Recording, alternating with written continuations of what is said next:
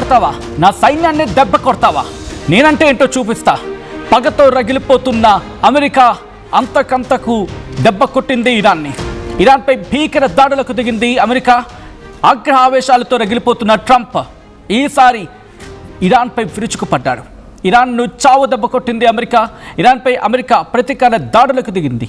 IRGC Islamic revolutionary guards corps సర్ అల్లా central ఆఫీస్పై అమెరికా దాడులు చేసింది. చాలామంది ఐఆర్జీసీ సీనియర్ అధికారులు మృతి చెందినట్టుగా తెలుస్తోంది. ఇరాన్లోని కీలక ప్రాంతాలే టార్గెట్గా అమెరికా దాడులకు దిగింది. ఇరాన్ అణ్వాయుధాన్ని పొందకుండా నిరోధించడమే తన టార్గెట్ అంటూ ఉన్నాడు ట్రంప్. ఐఆర్జీసీని భూస్థాపితం చేయాలని యుఎస్ సెంట్రల్ కమాండ్కు ట్రంప్ ఆదేశించాడు. ఇరాన్లో 3 ఎయిర్ బేస్లను ధ్వంసం చేశామంటూ అమెరికా చెప్పుకొచ్చింది. అమెరికా దాడులతో ఇరాన్లో వందల బిల్డింగ్లు నేలమట్టమయ్యాయి. దానికి సంబంధించిన బిగ్ బ్రేకింగ్ న్యూస్ చూస్తున్నారు. కొద్దిసేపటి క్రితం అమెరికా దాడులకు సంబంధించి మాట్లాడుకున్నాం. ఇన్ఫ్యాక్ట్ అమెరికా మిలిటరీ బేసెస్ జోర్దాన్లో కావచ్చు, లేకపోతే ఇరాక్లో కావచ్చు, అక్కడున్న మిలిటరీ బేసెస్పై, యుఎస్ మిలిటరీ బేసెస్పై ఇరాన్ దాడులను చూసాం. ఇప్పుడు ప్రతీకార దాడులకు దిగింది అమెరికా. ట్రంప్ ఆల్రెడీ చెప్పుకొచ్చాడు, అంతకంతకు అనుభవిస్తారు, నా సైన్యాన్ని టచ్ చేస్తే ఎలా ఉంటుందో చూపిస్తాను. గతంలోనే చెప్పా, ఇప్పుడు నెగోషియేషన్స్ నా పరిధి దాటి వెళ్ళిపోయాయి, నా చేతులు దాటిపోయాయి, నన్ను మించి వెళ్ళిపోయాయి, కాబట్టి నేనంటే ఏంటో చూపిస్తా అంటున్నాడు ట్రంప్. మిడిల్ ఈస్ట్లో ఉద్రిక్తలు తీవ్ర రూపం దాల్చాయి. బట్ బిఫోర్ దట్ ఈ అంశానికి సంబంధించి ట్రంప్ రియాక్ట్ అవుతున్నాడు. ట్రంప్ ఏమంటున్నాడు చూద్దాం. Lost, well, we feel very badly, but you know, those great people, those great patriots were out there fighting that Iran cannot have a nuclear weapon. Iran has been very, very badly damaged.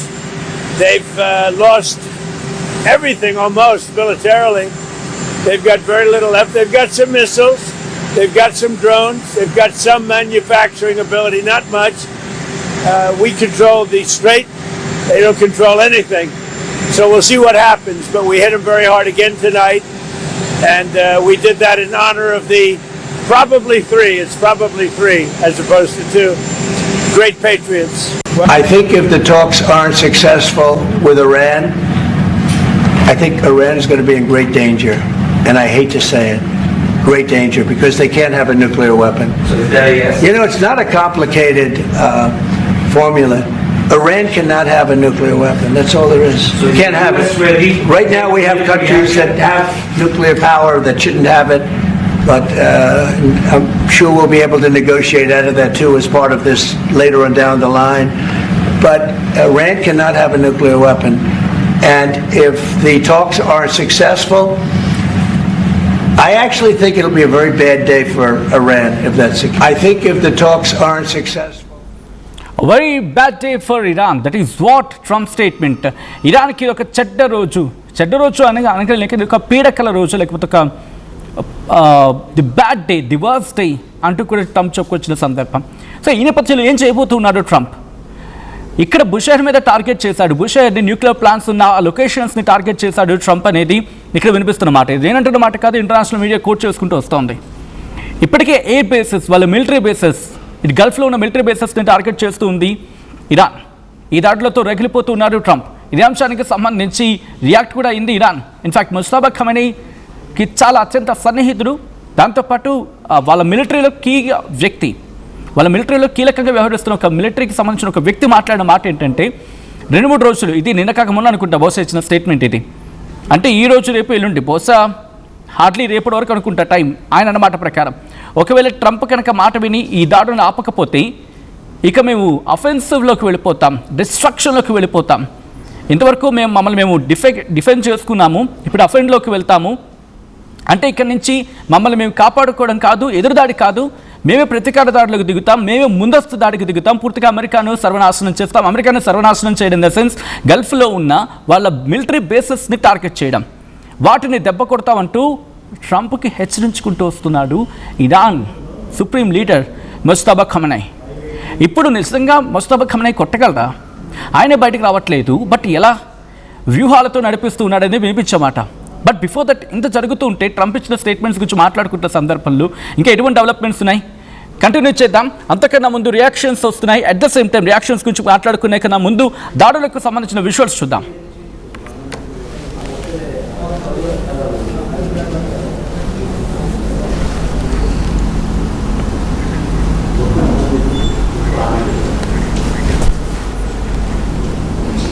మధ్యప్రాచ్యంలో ఉద్రిక్తతలు తీవ్ర రూపాలు దాచాయి. ఇది US central command CENTCOM చెప్తోంది ఏంటంటే ఇరాన్పై ఇంకోసారి దాడులు చేశామని చెప్తోంది. 9th కన్సిక్యూటివ్ నైట్, 9వ రాత్రి వరుసగా దాడులకు దిగిన సందర్భం. ఉత్తర ఇరాక్లోని ఇరాన్ డ్రోన్ను కూల్చివేసింది. అవును, ఇరాన్ డ్రోన్ను కూల్చేసింది. ఉత్తర ఇరాక్లో అమెరికా సైనికులు నిర్వీర్యం చేశారని చెప్పి అమెరికా చెప్పుకొచ్చింది, సెంట్రల్ కమాండ్ చెప్పుకొచ్చింది. ఈ సందర్భంలో ఒక సైనికుడు మరణించాడు, మరికొంతమందికి తీవ్ర గాయాలయ్యాయి. గాయాల పాలైన వాళ్ళని సమీప హాస్పిటల్కి తరలించి వాళ్ళకి చికిత్స అందించడం జరుగుతోంది ఇరాక్లో అంటూ ఇటు అమెరికా చెప్పుకొచ్చింది. సెంట్రల్ కమాండ్ చేసిన ట్వీట్ ఇది. CENTCOM began conducting a new wave of strikes against Iran at 7 p.m. ET today for the 9th consecutive night. The strikes will continue degrading Iranian military capabilities used to attack commercial vessels and civilian marines transiting the straight of Hormuz అంటూ కూడా చెప్పుకొచ్చిన సందర్భం. అయితే America కాలమానం అంటే తూర్పు కాలమాన ప్రకారం ఆదివారం సాయంత్రం 7 గంటలకు ఈ స్ట్రైక్స్ అనేవి స్టార్ట్ అయ్యాయి. ఇది వరుసగా 9వ రోజు దాడులు చేపట్టడం. అమెరికా హార్మూజ్ స్ట్రైట్ నుంచి వెళ్ళే వెషల్స్ కావచ్చు, లేకపోతే సివిల్ ఏవియేషన్కి సంబంధించిన ఫ్లైట్స్ కావచ్చు, వాటితో పాటు వాటిని దాడులకు ఉపయోగిస్తోంది అమెరికా అనేది వినిపించమాట. ఇరాన్ సైనిక సామర్థ్యాన్ని దెబ్బతీసేందుకు ఈ ఆపరేషన్ చేశామని చెప్పి అమెరికా చెప్తూ వస్తోంది. అయితే యుఎస్ ఈ దాడుల టైంలోని ఒమన్ తీరంలో హార్మూజ్ స్ట్రైట్ దగ్గర ఒక నౌకకి మంటలు అంటుకున్నాయని చెప్పి బ్రిటిష్ ఫోర్సెస్ చెప్పుకుంటూ వస్తున్నాయి. అయితే అగ్ని ప్రమాదానికి కారణం ఏంటంటే ఇంకా క్లారిటీ రావాలి. ట్రంప్ ఇప్పుడే రియాక్ట్ అయ్యాడు. ట్రంప్ ఏమంటూ ఉన్నాడు, ఈ రోజు మేము ఇరాన్పై తీవ్రంగా దాడి చేశాం, దేశం కోసం ప్రాణాలు అర్పించిన మా సైనికుడిని కోల్పోయాం, వాళ్ళ గౌరవార్థం మేము ఇప్పుడు మళ్ళీ దాడులు చేస్తామని చెప్పుకొచ్చాడు ట్రంప్. ఎలాగైనా వాళ్ళు న్యూక్లియర్ వెపన్ అంటే ఇరాన్ న్యూక్లియర్ సామర్థ్యం పొందకుండా మేము దానికి తదనుగుణంగా నడుచుకుంటాం, దానికి సంబంధించి ఏర్పాట్లు చేస్తాం, దానికి సంబంధించి మేము దాడులకు దిగుతామనేది ట్రంప్ చెప్తున్నమాట. ఇంకోవైపు అమెరికా చర్యలకు ఇరాన్ కూడా దాడులు చేస్తూ ఉంది. మిడిల్ ఈస్ట్లో యుఎస్ మిత్రదేశాలైన బహ్రెయిన్, జోర్దాన్, కువైట్ వీటిపై ఇరాన్ మిసైల్స్తో డ్రోన్స్ అటాక్ చేసింది. ఆయా దేశాల ఎయిర్ డిఫెన్స్ సిస్టమ్ అలర్ట్ అయ్యి వాటిని నిర్వీర్యం చేశాయని చెప్పి ఆయా దేశాలు చెప్పుకొచ్చాయి. కానీ మేము దాడులు చేస్తామని చెప్పి ఇరాన్ చెబుతోంది. అయితే ఇక్కడ ఇరాన్ పశ్చిమ ప్రాంతంలో రెస్టారెంట్ ప్రావిన్స్ అని చెప్పి అక్కడి నుంచి శత్రు టార్గెట్ల మీద ఇంకోసారి మిసైల్స్ని ప్రయోగించినట్టు ప్రస్తుతం ఇంటర్నేషనల్ మీడియా కోట్ చేసుకుంటూ వస్తోంది.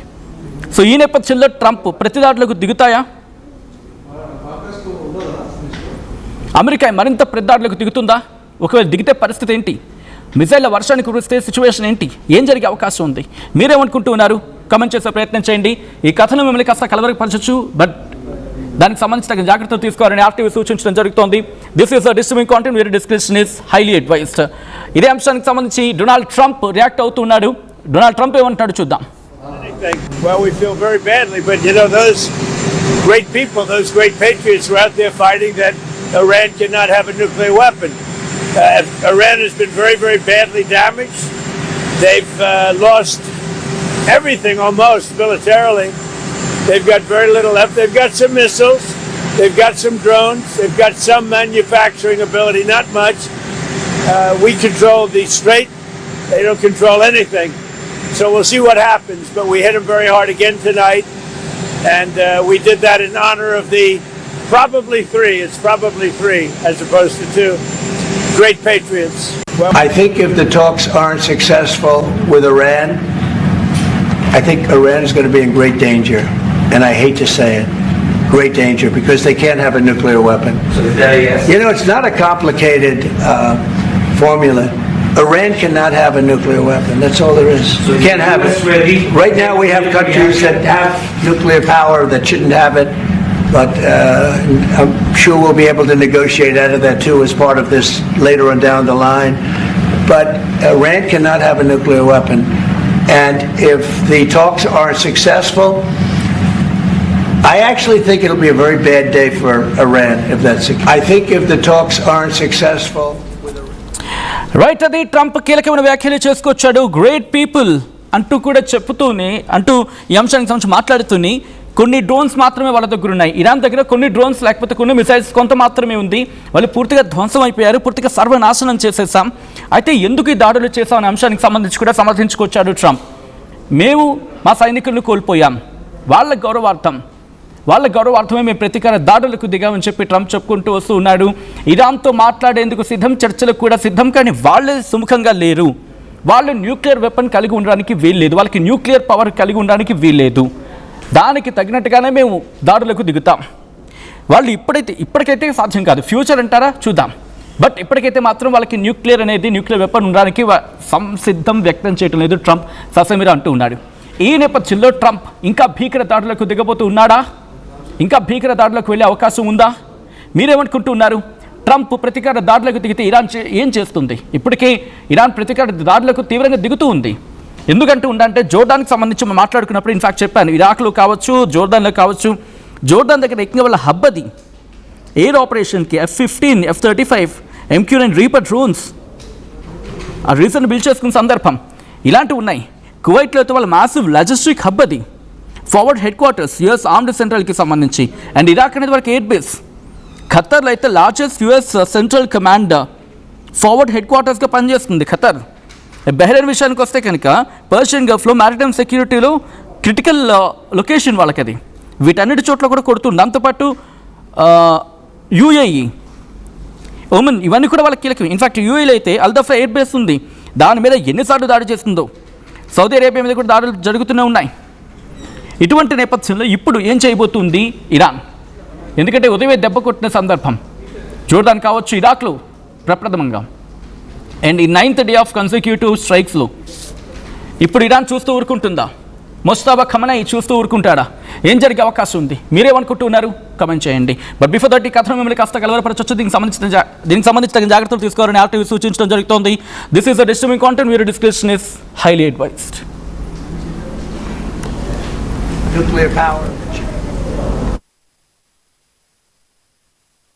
టోర్నమెంట్ ముందు పెయింట్ ఎలా చేస్తాం లేదా మనీళ్ళు పెయింట్స్ నుంచి పెయింటింగ్ వరకు పూర్తి సొల్యూషన్ కావాలంటే మేమున్నాం. కానీ సార్ టైంకి పూర్తవుతుందా? రోజుకు 23 లక్షల స్క్వేర్ ఫీట్ పెయింటింగ్ చేయగల సామర్థ్యం 5,000 మంది స్కిల్డ్ లేబర్ టీం మా వెంట ఉంది. 23 లక్షల? అవును. ప్రపంచ స్థాయి రంగులు, అద్భుతమైన షేడ్స్ తో భారతదేశపు అసలైన పెయింట్ మరియు పెయింటింగ్ శక్తిని మేమే. VR techno paints. నమస్కారం, నేను మీ అనసూయ భారద్వాజ్. ఆషాఢ మాసం సందర్భంగా మన కాసం ఫ్యాషన్స్ ఏపీ అండ్ తెలంగాణలోని 24 స్టోర్స్ లో సరికొత్త ఆఫర్స్ తో మీ ముందుకు వస్తుంది. అంతేకాదంలో ఈ ఆషాఢ మాసంలో మన ప్రత్యేకత, కిలో చీరలు కొనండి, అరకిలో చీరను ఉచితంగా పొందండి. Pure in its form with grace made noble.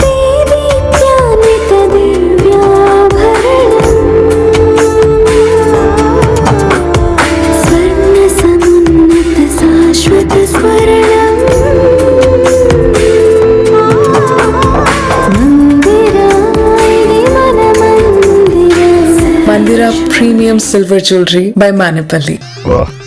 I'm Gomati, a data scientist and a classical dancer. I'm more than one. At Anurag University, be everyone you dream to be. ఏం కొన్నావురా? అమ్మకి 10, అత్తమ్మకి 6, అమ్మమ్మకి 4 కేజీలు చీరలు మావా. అబ్బో, ఇక్కడ కేజీ చీరలు కొంటే అర కేజీ చీరలు ఫ్రీ అంట. Churidar, men's wear, kids wear, 1+1, 2+1 మస్తు ఆఫర్లు ఉన్నాయి. మరి ఇంకా మాంగళ్య ఆషాఢం కేజీ సేల్ అంటే తెలుసు కదా. మాంగళ్య షాపింగ్ మాల్ కేజీల్లో సేల్, టన్నుల్లో ఆనందం.